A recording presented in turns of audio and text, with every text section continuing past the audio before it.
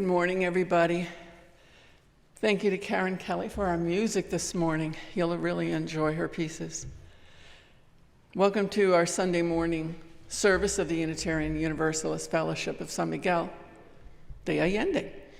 Though we are all on Zoom this morning, we're grateful to be together in this virtual space where we can still create and sustain community. As we strive to be a loving community for each other and our neighbors, we're mindful that the physical community of San Miguel Allende, which we share, is located on the ancestral lands of the Chichimeca, Otomi, and Nawa peoples. My name is Susan McDonald, and I'm a member of the Sunday Service Committee. Happy to be your service leader today. You're welcome here, no matter who you are, no matter where you come from, no matter what your background. You're welcome here to join us as we proclaim worth in our spiritual journeys. You're welcome to join us as we sing songs that uplift our being. You're welcome to join us in community as we learn, live, and love together. All are welcome as we worship that which gives us meaning and value. No matter what you call this building, this hour, or this gathering of people, we worship as one body, illuminated by the light of the chalice. We were excited to have as our speaker today one of our own UU members, Katerina Barron, who will be further introduced a bit later. We all are aware, I'm sure, that January 15th is the birthday of Dr. Martin Luther King Jr., and it's observed as a national holiday in the U.S. on Monday the 17th. While our service this morning is not entirely centered on his life, we hope that it honors his legacy. Now, for just a few announcements before our COVID update. Today's the day. Rohanna Lang, a Canadian artist and UUFSMA member, has donated 12 paintings and drawings to the congregation to use as a fundraiser for the minister's discretionary fund. As a minister herself, Rohanna understands how critical this fund is for the minister to help members who are in need.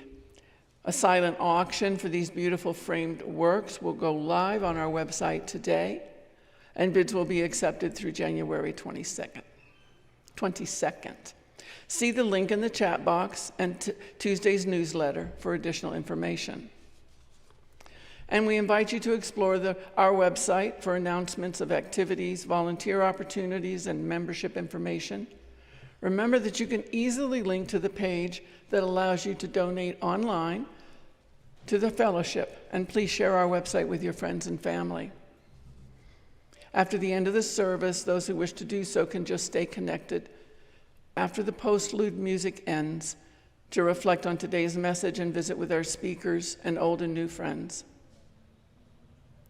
So now we will hear a COVID update from Donna Shoebrooks. You friends. The COVID-19 task force would like to congratulate so many members of our fellowship for receiving their COVID booster shots. This is very responsible, and this will be our best protection. For those in San Miguel 60 and over who have not yet received their boosters, they will be available at the clinic in La Lejona. And for people 40 plus, you can now register for boosters at the vaccine site shown in the chat box.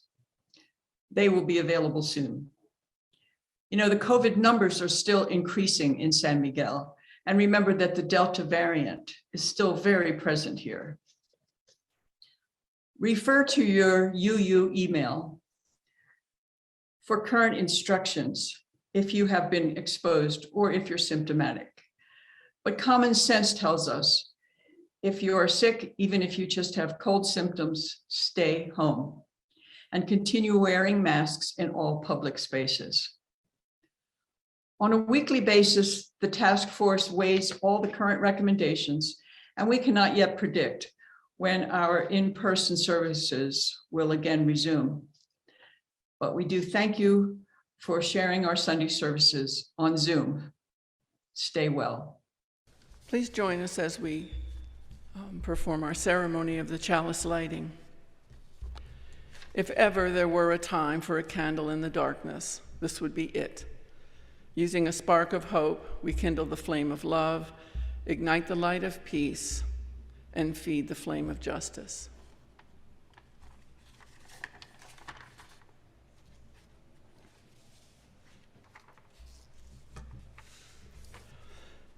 And these opening words come from Adai Ama Kraba, a Unitarian Universalist. We have come here today to remember what some are intent on making us forget. To remember a man who fought to end segregation, to remember a man who marched to counter prejudice and oppression, to remember a man who was filled with peace and hope, to remember a man with promise and a dream, to remember a man with a voice that rang out for justice and freedom. All of these things we remember and honor in the legacy of Reverend Dr. Martin Luther King, and a life well lived in service to all. May it be so. And now enjoy or join in singing as you watch a video, Let Justice Roll Down.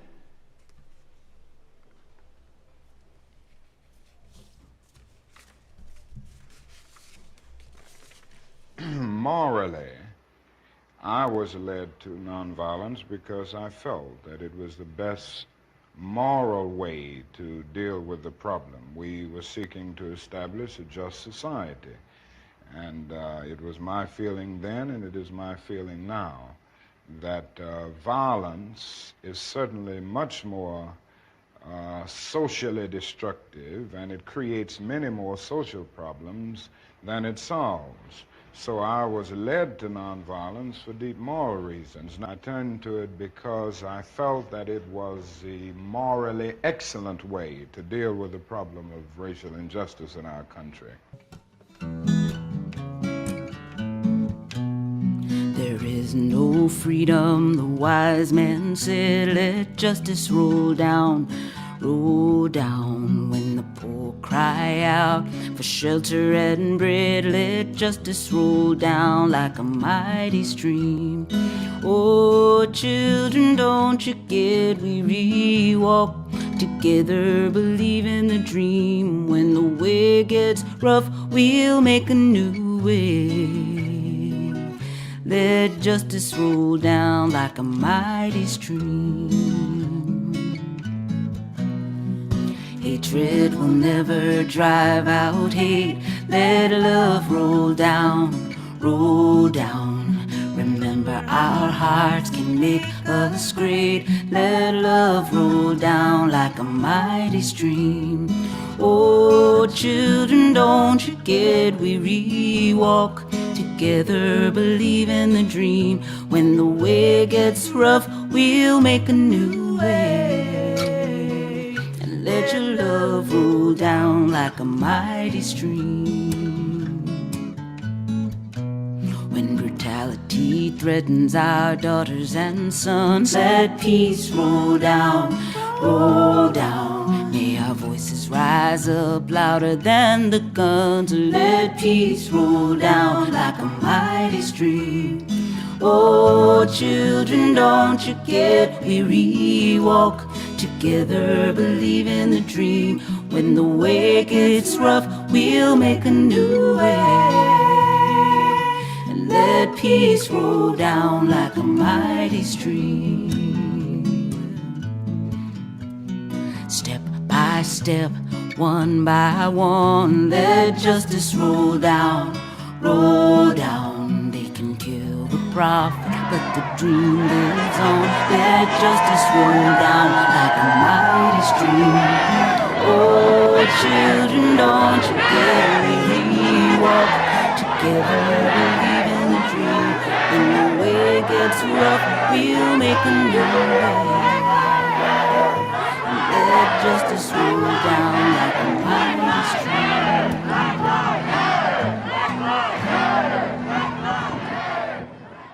I turned to it because I felt that it was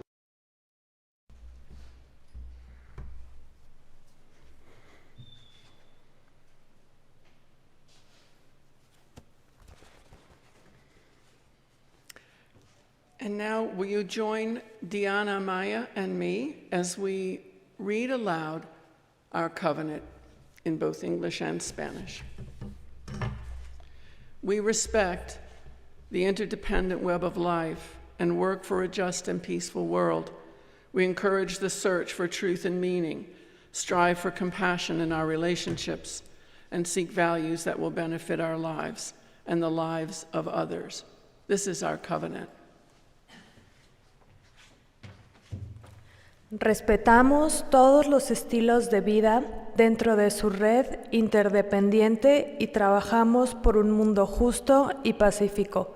Alentamos la búsqueda de la verdad y la comprensión total. Nos esforzamos por mantener compasión en nuestras relaciones y buscamos valores que beneficien nuestras vidas y las vidas de los demás. Este es nuestro convenio.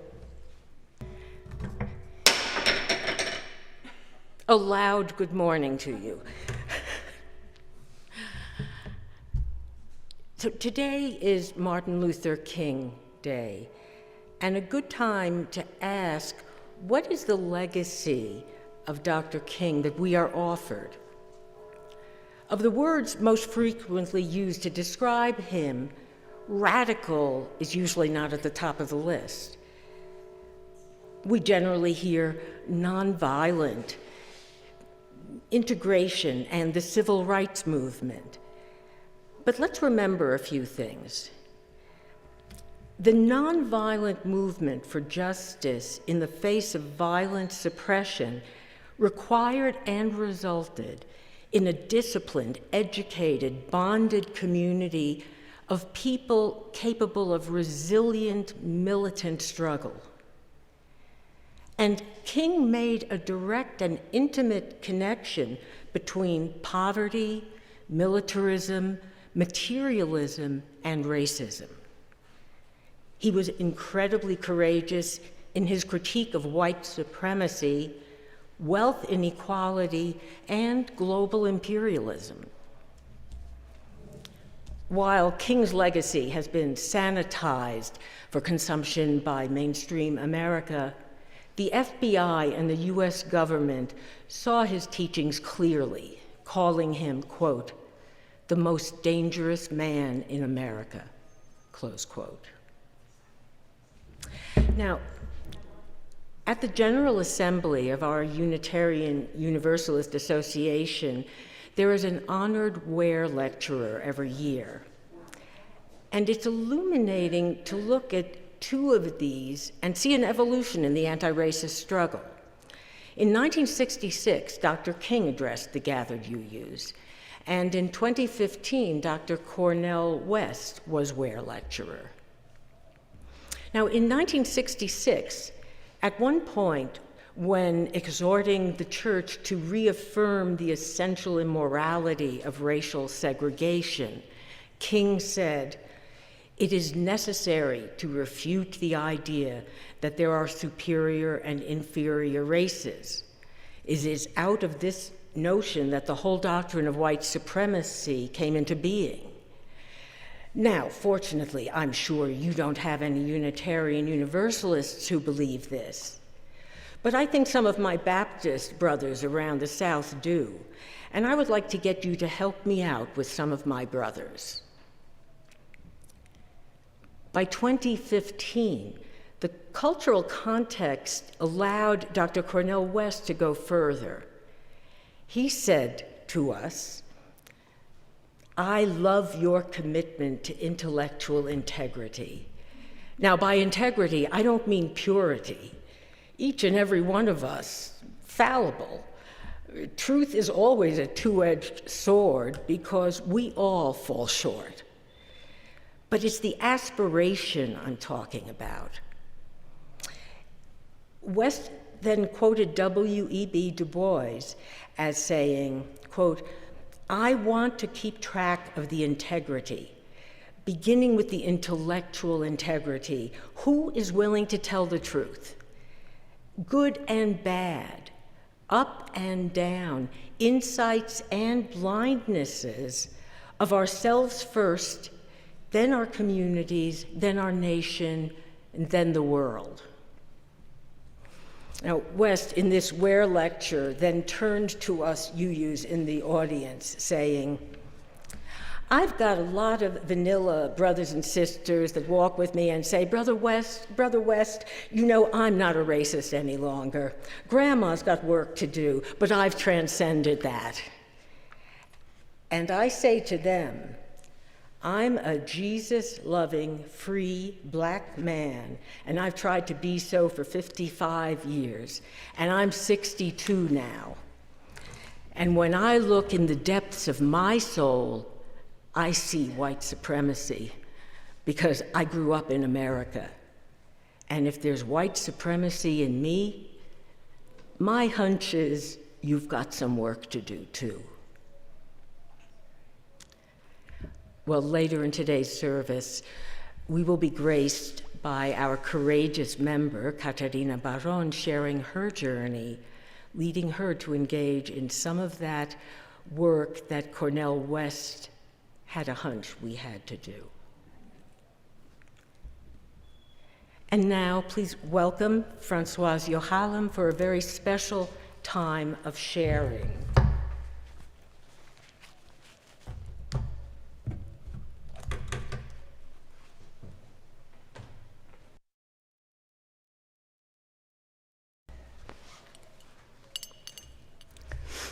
Good morning. My name is Françoise Yohalem, and I am the co-chair of your care team. Now we have come to this very special time when we share our joys and concerns. If you have a joy and concern you would like to share with us today, please write it in the chat box. During the week, please send it to our minister, Tom Rosiello. This is what Tom has asked me to share with you today. Jennifer Butts has asked that the candle be lit, thank you, for longtime resident Martha McDonald, who died last Monday. Although she wasn't a UU, she was known to and will be remembered by many of us. Another candle of sadness and remembrance for Connie Brereton, who died here a few days ago. Connie was a longtime UU member who for many years conducted a discussion group at her home one morning a week. She studied for the ministry, and her calling was to serve the poor. She spent time in India and other developing countries serving the poorest of the poor. She was a fascinating person, full of interesting ideas, and an active member of the fellowship for many years. There will be a memorial service for Connie, for family and friends, and we will let you know when and how this will happen. Another candle of sorrow. Nora Cohen informed us that her husband Mickey has died a few days ago. He was 100 years old. And this is what she asked us to share with you. It has been pretty rough. I am both sad and relieved, and the tears come at unexpected times. I have been taking care of Mickey for 9 years since he had a stroke in 2013. Mickey worked in his dad's fruit and vegetable store as a youth. Then he was a machinist making tools and guns for World War II. He went to the European front in the infantry, where he was seriously injured. Through the GI Bill, he studied metalworking and occupational therapy. He ran a clinic for children with cerebral palsy in West Virginia after graduating. His artistic side moved him to work in designing displays for many department stores, and he was finally able to work on his own sculpture. When we married, he had an art gallery in Philadelphia, and I'm blessed to have many beautiful things that he crafted. If you would like to contact Nora, we are posting both her email and her home address in the chat box. Now, a candle of hope with our very best wishes for Dory Beach, who, thanks to the generosity of friends, will be having surgery for a pacemaker on Wednesday. We all love Dory and appreciate her caring advice and the professional help that she has provided to many members of this community. We look forward to continuing to see her beautiful smile during our services on Zoom. A candle of relief and joy for another beloved member of our community, Arlena Lawrence, who has been fighting COVID for almost 2 weeks now and is slowly regaining strength. Arlena has some wonderful friends and neighbors who have rallied around her, and she's also being cared for by a team of caregivers under our own Diana Amaya's supervision. She's definitely making progress, but she's still weak. Get better soon, Arlena. We miss your positive attitude, your many stories, and your cookies. A candle of joy from Judith Jenia. All the hostages in the synagogue have been released unarmed. Anti-Semitism in any of its form cannot be tolerated. And the last candle for all the joys and concern that we may not have shares, but we hold dear in our hearts. Thank you.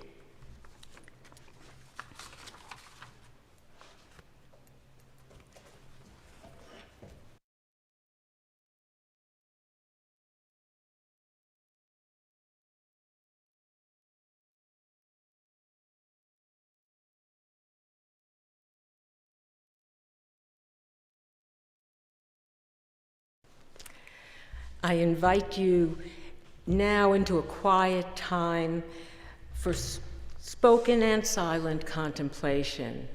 So take a moment, if you would, to relax, get comfortable, lower or close your eyes if you want, and breathe deeply.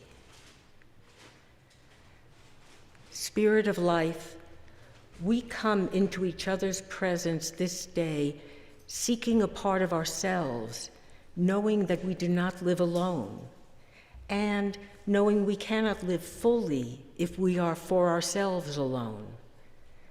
We gather in thanks for the life and ministry of Martin Luther King Jr., not because we wish to worship him as a saint, but because we wish to embody his dream as a possibility we make real. We gather with full knowledge of our shortcomings. Our lives set before us many tasks, and often we are not equal to them. We fall short of our own expectations. We find we do not know enough. We are not always patient. We fall into anger. We cannot find the strength. We lack the vision, and we wait in vain for wisdom. It is painful to acknowledge our shortcomings, yet we are here. Spirit of life, we are here, not always perfect, not always wise, not always just, but wonderfully and mysteriously human and alive. We dedicate this time together to renewing our hope. May the stories we share give us courage. May the songs we sing give us hope. May the words we speak give us wisdom. And most of all, may worshiping together restore in us faith that this world may be made whole with all its people one. May it be so. And now to Bonnie McDowell and our offering. Good morning. It's time now for our offering, an opportunity for all of us to express our support for this beloved community. At this point in the service, you often hear about one of the Mexican NGOs the fellowship supports. But today, I've been asked to highlight one of the volunteer groups which helps our fellowship flourish. The COVID-19 task force has worked tirelessly for almost 2 years to help the fellowship stay safe. The team was formed to offer the fellowship accurate, up-to-date information and suggestions to help manage risk. We are physicians, nurses, clinical social workers, and care team members. Many of us have had public health experience in previous epidemics. We meet weekly to evaluate recent events and scientific articles. Like many of you, we are often confounded and frustrated by the constantly changing situation. But the virus changes rapidly, and so does our understanding about it. As events and knowledge evolve, we are all challenged to adapt. Our task force works diligently to interpret new information on behalf of the fellowship, as this virus has made all too clear how interdependent our web of life really is. We continue to work closely with other groups helping San Miguel navigate this pandemic, using the limited public health data available in Mexico. It's not always clear how recommendations from other countries might apply to SMA. And for the fellowship in particular, we have to consider the reality that most of us are in a COVID high-risk group because of our age. The COVID task force tries to stay ahead of the curve with timely advice to help prevent the spread of illness rather than waiting to respond to outbreaks in our midst. I want to express gratitude and appreciation to this team, which I've had the privilege of being part of. We hope our work has been helpful to you in these complex times. The offering will now be taken and most gratefully received. Information about how to donate will appear on your screen. Thank you.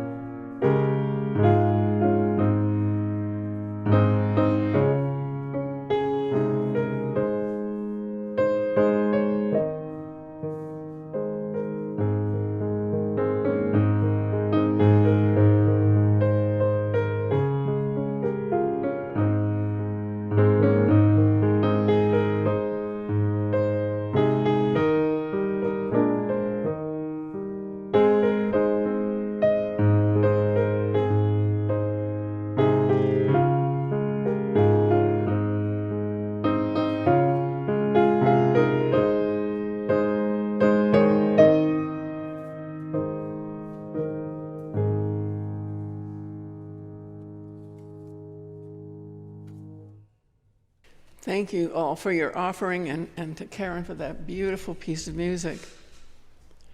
I'm very pleased now to introduce our speaker today.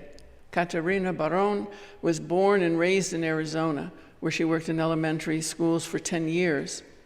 While she was studying to be a teacher, she noticed the education provided for future teachers in Arizona did not support inclusive classrooms, and as the mother of biracial children, she decided to begin her own research and action.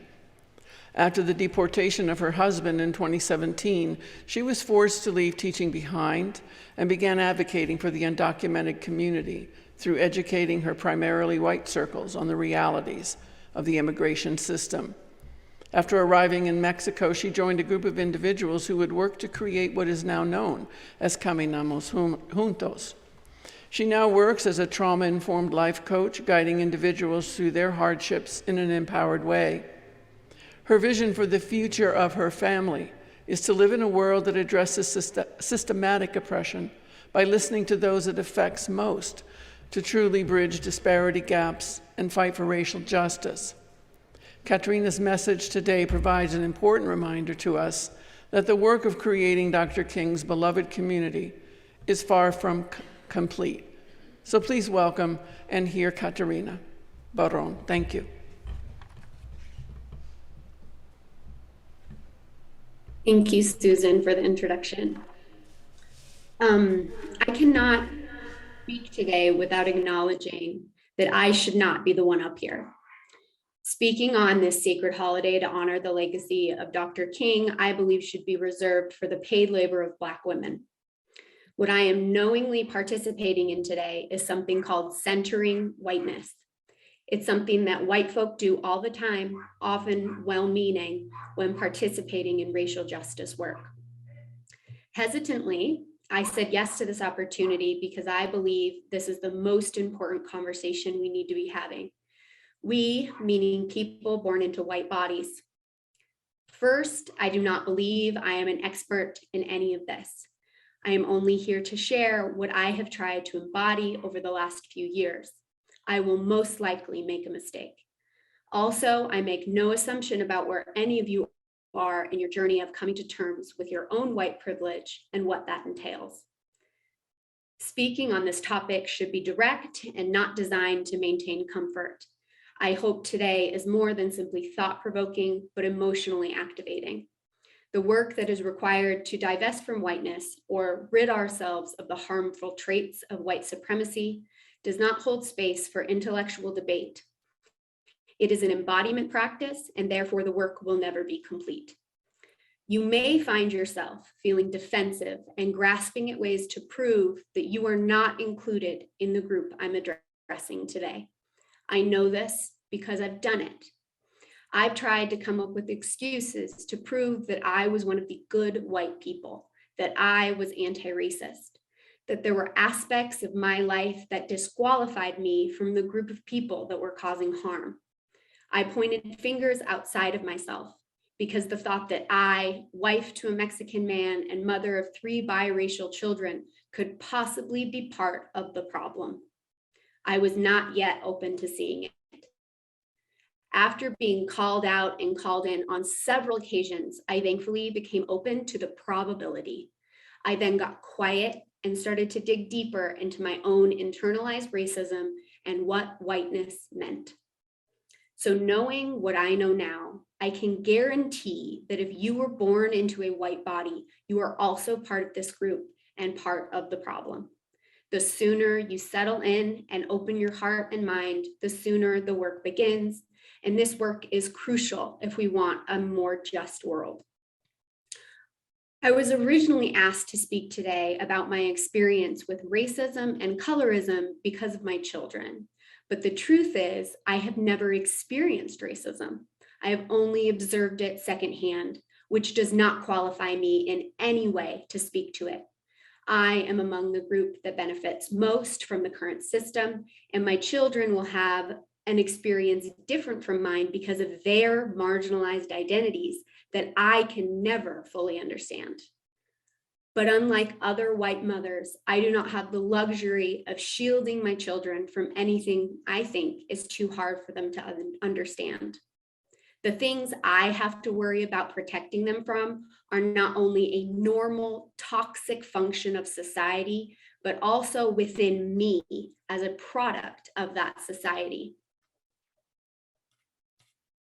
I am tasked with unlearning an entirely whitewashed upbringing like many of us, so that I don't center my whiteness as the norm in their lived experience. It's the responsibility of all white folk to do the work of divesting from whiteness as a means to truly bridge the disparity gap and fight racism. We must each become radically aware of our participation in upholding the system. All of the concepts I address today have come from the emotional labor done by Black, Indigenous, and people of color. I am a student unlearning what I was taught because of their hard work. I will cite my sources where I am able, but I'm also human and may not remember where I got a concept. I never expected to be sharing any of this information in a public space. So to combat not being able to diligently give credit where credit is due, I will later be emailing a directory of resources that I have found powerful, and I urge you all to take the time to dig into them. So before we begin to divest from whiteness, we have to understand what it is. It is much more than skin tone. It is a culture defined by a set of behaviors that uphold white supremacy in our world. And those behaviors are the foundation of which all systems of society were built, specifically designed to benefit white folk. Savala Nola, the executive director of the Center for Social Justice at UC Berkeley School of Law, often asked white students this question: how do you know you are white? If she asks, how do you know you are Black, to a Black student, she may hear, because society tells me every day, or to a Latina student, because of my culture. But white students often can't answer. White folk walk around every day not having to acknowledge their whiteness, so they've never been confronted with thinking about what it means. Have you ever realized that the media refers to a group of white kids as kids, but a group of Black kids as Black kids or African American? Deanna Hayes Green of the Racial Equity Institute explains it in these terms: that which is marked is other, and that which is unmarked is normal. She proves her point further by talking about how historically Black churches are celebrated as historically Black, and historically white churches. Thing is, you cannot have historically Black churches without whiteness as the comparison. Whiteness is running the show from behind the scenes, always as the default normal used to establish otherism. Whiteness isn't undefinable, though. It is just hard to see when you're white because the system was designed that way. It's just how things are to white folk until it is pointed out to us by someone outside of whiteness. In reading excerpts of an article called White Supremacy Culture by Tema Okun, which outlines the characteristics of whiteness, I personally was finally able to put words to some of the feelings I had about my own whiteness. I can now look back at moments where I unknowingly was becoming aware and also was blind to what my whiteness meant. Some of the characteristics of white supremacy culture are power hoarding, either or thinking, defensiveness, thinking there is only one right way, right to comfort, and more I will address later. Being able to see how I exhibited these characteristics in the past has provided a necessary perspective that I can learn from moving forward. Many of you know at least a small piece of my family's story. My husband was deported back in 2017, which is what led us here to San Miguel. The part of the story that has kept me up at night for years was, why did we intentionally walk into that courtroom? I always felt responsible, and it turns out I am. We knew being arrested was a possibility, but why did I feel like it was unlikely? I can now see that the answer was my whiteness. My whiteness thought that the system worked the same for everyone. I thought if we did the quote unquote right thing and followed the law, all would turn out okay. Within days, I saw the reality and lost faith in the system. Nothing happened the way it should according to the law. I became aware of white privilege, and as we gathered letters as proof of character to try to desperately keep my husband in the US, I knew that letters from white professionals held more value. After we found out he couldn't stay, I thought if I wrote a letter to the judge, pleading as a mother to give him time served so we could go on about our lives and move to Mexico, maybe he would take pity. And it crossed my mind that my whiteness would help.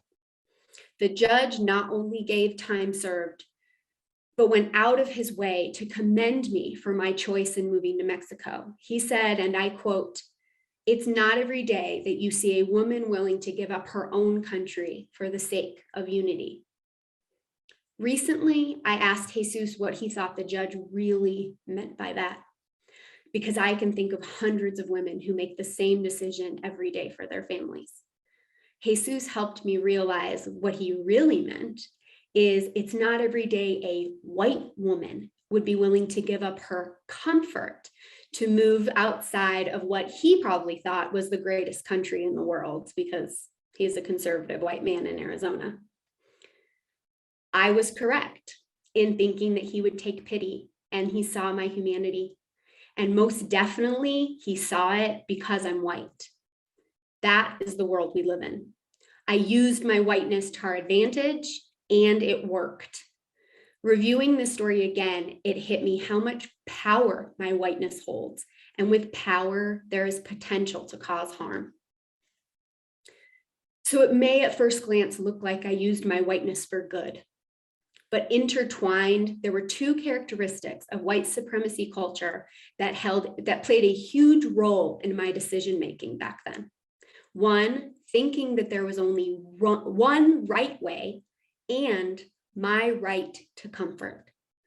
I could pat myself on the back for being a good white person, but mostly I just cringe looking back at all the times I dismissed my husband's feelings because of my white right to comfort when it came to his case and his legal status. And I dismissed my mother-in-law's feelings too. In my mind, following the law as I understood it in my white perspective was the only right way. My whiteness did not save my husband, but it did make things a lot easier for us. I have to acknowledge that. I also have to acknowledge that my whiteness is what made me blind to walking into a traumatic situation thinking that everything would be fine. That is a heartache my family has to live with forever. As hard as it is to look at that time through this new lens, it has given me the gift of being able to make changes to better the lives of my children moving forward. All of us exhibit these behaviors in some way, shape, or form. It's our culture. The good news is, since it's cultural, we have the power to break free of it. Just like many of you have adapted to new ways of living and culture in Mexico, you can always leave this old toxic culture behind. This will allow us one day at a time to move from being white people who uphold white supremacy to people who happen to be white. So how do we start divesting or ridding ourselves of whiteness? Okun's article is a remarkable starting place. From my own experience, the most important places to start is grappling with defensiveness and right to comfort. Defensiveness often shows up in conflict when our white right to comfort is threatened, intertwining these two characteristics. When a concept or idea threatens our good view of ourselves, our brains immediately jump to holding on to who we think we are, especially when it comes to confronting our whiteness. We find comfort in our goodness. If we were to let go of the idea of being good, that means confronting how fragile our humanity actually is and our inevitability to make mistakes. This may first start as an internal dialogue that could sound like, well, that doesn't apply to me because of XYZ reason. But this defensiveness can eventually lead to conversations where you just have to play devil's advocate. Not surprisingly, or at least for me, objectivity is a tenet of white supremacy culture. This does not necessarily show up only in conversations about race. This is often simply how we have learned to operate because it's what was modeled and the way we were actively taught. So of course we apply it to conversations about race. Confronting our whiteness also means confronting our internalized racism, which does not stay true to upholding our good view of ourselves or the cultural norms of white right to comfort and perfectionism. These ideals hold us to impossible standards that leave no room for human error. We want to think of ourselves of anti-racist as a finished product, when really we might always have internalized racism. We must be aware of that in order to fight it, because we can't address something we are denying is there. Excuse me, sorry. So the simple fix to all of this, accept our inherent humanity. Learn to be uncomfortable without jumping to defend ourselves. Stopping to ask ourselves questions like, why am I feeling uncomfortable? Or what is this discomfort trying to tell me? Things that I have come to realize when asking myself these questions is, I don't like being wrong. I don't like being told no, and I especially don't like feeling guilty. All of these are an avoidance of discomfort. Confronting our avoidance of discomfort, I believe, is the key to divesting from whiteness. So where does this need to avoid discomfort come from? My answer, it's a trauma response. We can put our finger on the trauma caused by blatant displays of racism caused by white supremacy culture, but the trauma within white supremacy is much more subtle, and it affects everyone, not just white folk. The trauma caused is disconnection from our emotions, essentially ourselves, which prevents us from connecting deeply with others, an inability to sit with our uncomfortable humanness. At the beginning of the pandemic, and when racial tensions were at their height after the murders of George Floyd and Breonna Taylor, I was making some pretty big mistakes as a white person. In April 2020, I had just become a certified life coach because I was honestly grasping at straws to better myself. I had started processing my own trauma, and I was living in a shame cycle of trying to fix myself and working diligently to be a quote unquote good person. How I first attempted to prove my goodness was to be verbal about my outrage at the murders of Black people at the hands of police and screaming my support of the Black Lives Matter movement. A good friend of mine called me out for centering my own rage, which was centering whiteness, which actually does nothing to support racial justice. It's just a distraction and a way for white folk to feel better about themselves.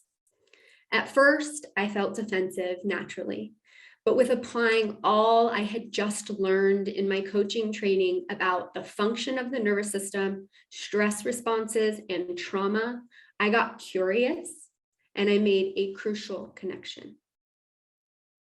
In the book, The Body Keeps the Score, the author, Dr. Bessel van der Kolk, defines trauma as an experience that overwhelms our capacity to cope.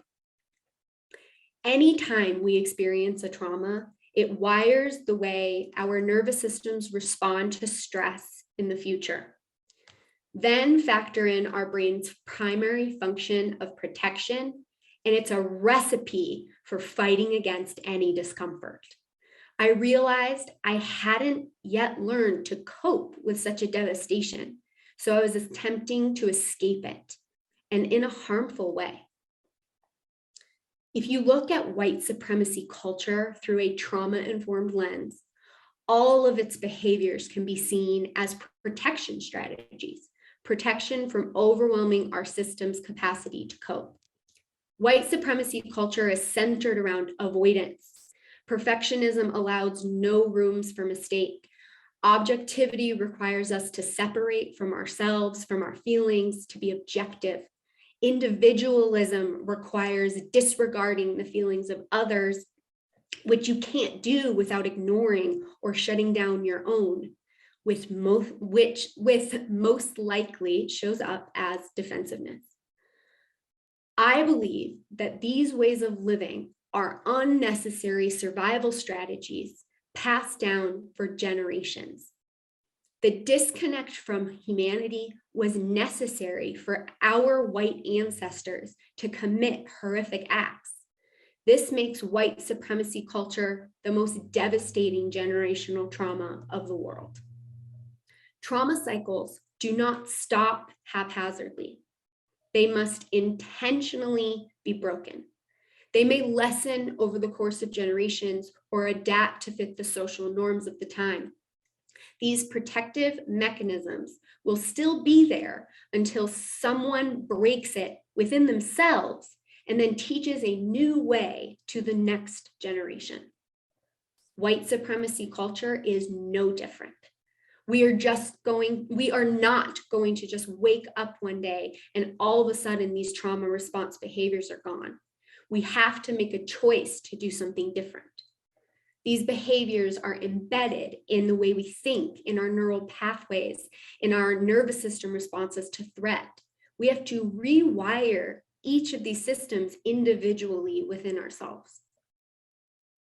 Over the past year, I have studied and practiced how to rewire my brain and reset my nervous system. The hardest realization is that it requires immense discomfort. The more I learn to sit in discomfort and work with rewriting the stories that anchor me to my need to be viewed as good and likable, I have found myself able to slowly let go of characteristics of white supremacy. I am less defensive and no longer addicted to maintaining comfort.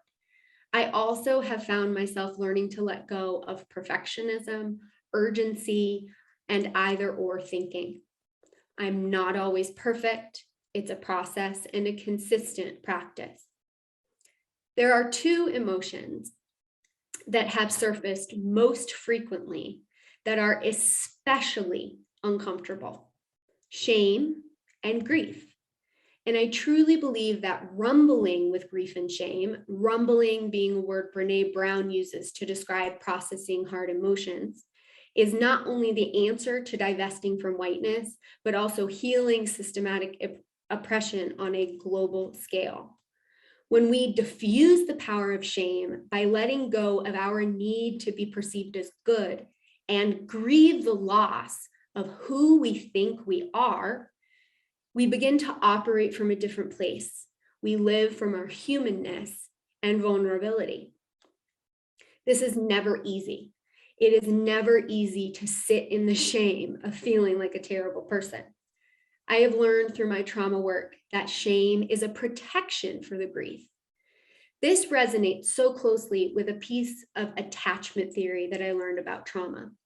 This theory explains that when we are children, we don't get what we need from our caregivers, we often blame ourselves. This is actually a much more hopeful position to take, because if we, the individual, is the problem, then maybe we can fix it. It helps us protect ourselves from having to acknowledge and grieve the failings of our caregivers. This is also true when we are confronted with the failures of society. Defensiveness protects our shame and avoidance of discomfort, and shame protects the grief that is necessary to confront that society as a whole is an oppressive system that has indoctrinated us all, just like our families of origin. Individualism and blaming ourselves like that we are the problem is one of the main characteristics of white supremacy culture. Individualism says we must protect ourselves and our perceived goodness at all costs. And I am posing that individualism is trauma in action. It says we are alone in our pain because maybe we were left alone to process when we were little. We are alone in feeling uncomfortable, and it keeps us stuck in the shame around harm we may have caused in the past or the potential harm we have to cause in the future as white folk. When we stay there in the shame, we then take action from a place of trying to make up for our shortcomings, which is continuing to center ourselves, our comfort, and our whiteness. The point of all of this is to learn to take action, not as a means of self-preservation and maintaining goodness, but as a means to meet the needs of the global community. We cannot meet these needs if we don't first learn how to listen to what they are. And we can't hear them over the sound of our own white guilt and shame. I think one of the biggest mistakes I made was jumping into activism too early after becoming aware of my privilege. I hadn't yet confronted the shame which kept me from truly listening to what my husband needed at the time. Truth is, I felt guilty for being white, and I wanted to make a difference, and it needed to happen now. No time to waste. And sense of urgency at its core, and yet another way to avoid discomfort. It wasn't until I got quiet and I truly started to listen to what I needed to do to make the most impact. And often it wasn't take action, it was just to listen. Living in shame is what white supremacy wants in order to maintain individualism. It keeps us all separate. All tenets of white supremacy depend on each other to survive. Take down one and you are a threat to them all. So I pose that learning to process our shame is the most radical thing we can do to fight against oppression. And processing shame in community, I believe, is even more radical. We then can collectively grieve the failings of our society and divest from our own whiteness as a means to heal this collective trauma and within ourselves and the world. At the end of the day, the privilege that comes with being born into a white body will always give us choice in whether we do this work. And something I've had to realize is not everyone is willing. Until enough white folk let go of our attachment to comfort and other characteristics of white supremacy, I honestly don't believe anything will change. The scariest part for me living in our current world is knowing that the opposite of love and caring for the global community is not hate or blatant acts of racism, it's apathy. And no one comes across as more apathetic than a white person who thinks that their work is already done. This work will only be done when we live in a world where people born into white bodies no longer hold on so tightly to comfort and power. I'd like to end with a quote by Dr. Martin Luther King, which has often been lost in whitewashed history.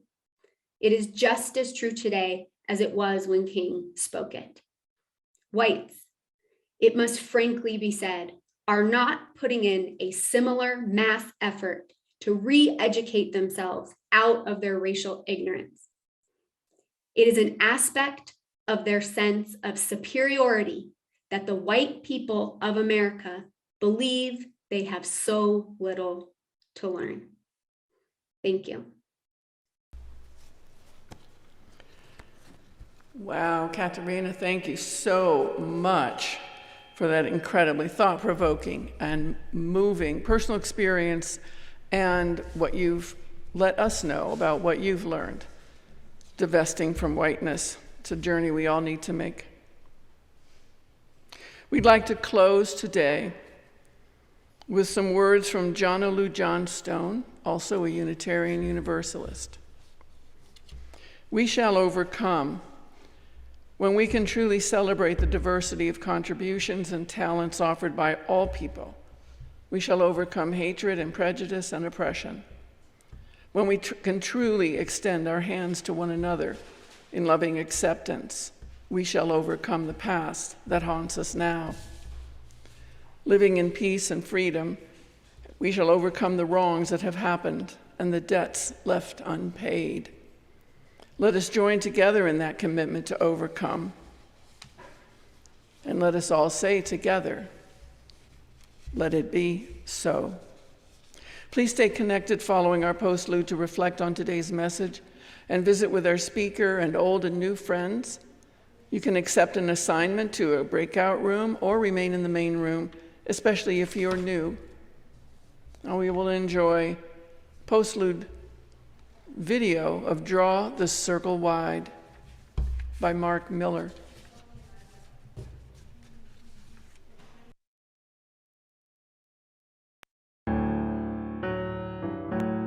Draw the circle wide. Draw the circle wide. No one stands alone, we'll stand side by side. Draw the circle wide. Draw the circle wide. Draw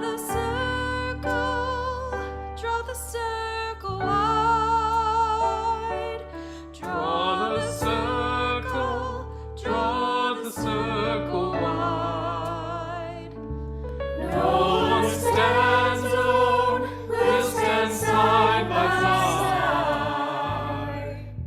Draw the circle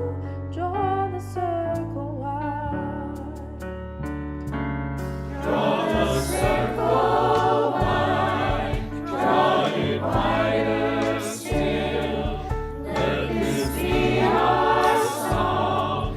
No one stands alone, standing side by side.